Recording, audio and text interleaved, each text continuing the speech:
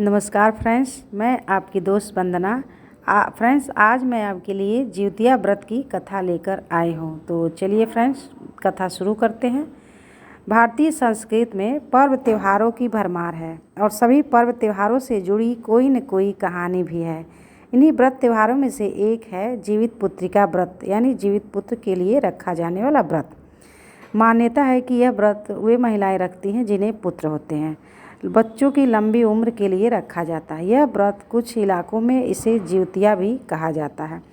हिंदू पंचांग के अनुसार यह व्रत अश्विन माह कृष्ण पक्ष की अष्टमी को मनाया जाता है।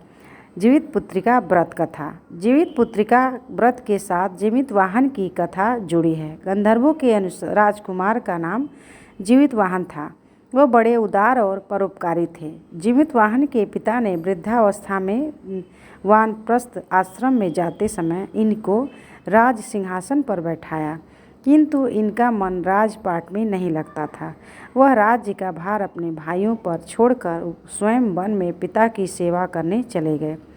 वहीं पर उनका मलयवती नामक कन्या से विवाह हो गया। एक दिन जब वन में भ्रमण करते हुए जीवित वाहन काफ़ी आगे चले गए, तब उन्हें एक वृद्धा विलाप करते हुए दिखी। इनके पूछने पर वृद्धा ने रोते हुए बताया, मैं नाग वंश की स्त्री हूँ और मुझे एक ही पुत्र है। पक्षी राज गरुड़ के समक्ष नागों ने उन्हें प्रतिदिन भक्षण हेतु एक नाग सौंपने की प्रतिज्ञा की हुई है। आज मेरे पुत्र शंखचूड़ की बलि का दिन है। जीवित वाहन ने वृद्धा को आश्वस्त करते हुए कहा, डरो मत, मैं तुम्हारे पुत्र के प्राणों की रक्षा करूंगा। आज उसके बजाय मैं स्वयं अपने आप को उसके लाल कपड़े में ढककर वक्षशिला पर लेटूंगा। इतना कहकर जीवित वाहन ने शंखचूड़ के हाथ से लाल कपड़ा ले लिया और वे उसे लपेटकर गरुड़ को बलि देने के लिए चुनी गई वक्षशिला पर लेट गए। नियत समय पर गरुड़ आए और लाल कपड़े में ढके जीवित वाहन को पंजों में दबोचकर पहाड़ के शिखर पर जाकर बैठ गए।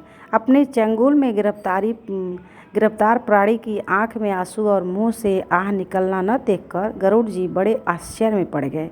उन्होंने जीवित वाहन से उनका परिचय पूछा। जीवित वाहन ने सारा किस्सा कह सुनाया।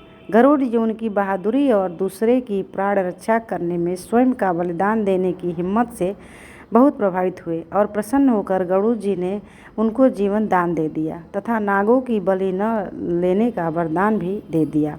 इस प्रकार जीवित वाहन के अदम्य साहस से नाग जात की रक्षा हुई और तब से पुत्र की सुरक्षा हेतु जीवित वाहन की पूजा की प्रथा शुरू हो गई। फ्रेंड्स, पहली कथा समाप्त हो गई। अब दूसरी कथा सुनाते हैं। ये है चील और सियारिन की कथा। नर्मदा नदी के पास एक नगर था, कंचनवटी। उस नगर के राजा का नाम मलयकेतु था। नर्मदा नदी के पश्चिम में बालूहटा नाम की मरुभूमि थी, जिसमें एक विशाल पाकड़ के पेड़ पर एक चील रहती थी। उसी पेड़ के नीचे एक सियारिन भी रहती थी। दोनों पक्की सहेलियां थीं। दोनों ने कुछ महिलाओं को देखकर जितिया व्रत करने का संकल्प लिया और दोनों ने भगवान श्री जीवित वाहन की पूजा और व्रत करने का प्रण ले लिया। लेकिन जिस दिन दोनों को व्रत रखना था, उसी दिन शहर के एक बड़े व्यापारी की मृत्यु हो गई और उसका दाह संस्कार उसी मरुस्थल पर किया गया। सियारिन को अब भूख लगने लगी थी। मुर्दा देखकर वह खुद को रोक न सकी और उसका व्रत टूट गया। पर चील ने संयम रखा और नियम व श्रद्धा से अगले दिन व्रत का पारण किया। फिर अगले जन्म में दोनों सहेलियों ने ब्राह्मण परिवार में पुत्री के रूप में जन्म लिया। उनके पिता का नाम भास्कर था। चील बड़ी बहन बनी और उसका नाम सिलवती रखा गया। सिलवती की शादी बुद्धिसेन के साथ हुई। सियारिन छोटी बहन के रूप में जन्मी और उसका नाम कपूरावती रखा गया। उसकी शादी उस नगर की राजा मलयकेतु से हुई। अब कपूरावती कंचनवटी नगर की रानी बन गई। भगवान जीवित वाहन के आशीर्वाद से सिलवती के 7 बेटे हुए, पर कपूरावती के सभी बच्चे जन्म लेते ही मर जाते थे। कुछ समय बाद सिलवती के 7 पुत्र बड़े हो गए। वे सभी राजा के दरबार में काम करने लगे। कपरावती के मन में उन्हें देख ईर्ष्या की भावना आ गई। उन्हें राजा से कहकर सभी बेटों के सर काट दिए। उन्हें 7 नए बर्तन में मंगवाकर उसमें रख दिया और लाल कपड़े से ढककर सिलवती के पास भिजवा दिया। यह देखकर भगवान जीवितवाहन ने मिट्टी से 7 भाइयों के सर बनाए और सभी के सिर को उसके धड़ से जोड़कर उन पर अमृत छिड़क दिया। इससे उनमें जान आ गई। 7 युवक जिंदा हो गए और घर लौट आए। जो कटे सर रानी ने भेजे थे वे फल बन गए। दूसरी ओर रानी कपरावती बुद्धिसेन के घर से सूचना पाने को व्याकुल थी। जब काफ़ी देर सूचना नहीं आई तो कपरावती स्वयं बड़ी बहन के घर गई और वहाँ उसको जिंदा देखकर वह प्रसन्न रह गई। जब उसे होश आया तो बहन को उसने सारी बात बताई। अब उसे अपनी गलती पर पछतावा हो रहा था।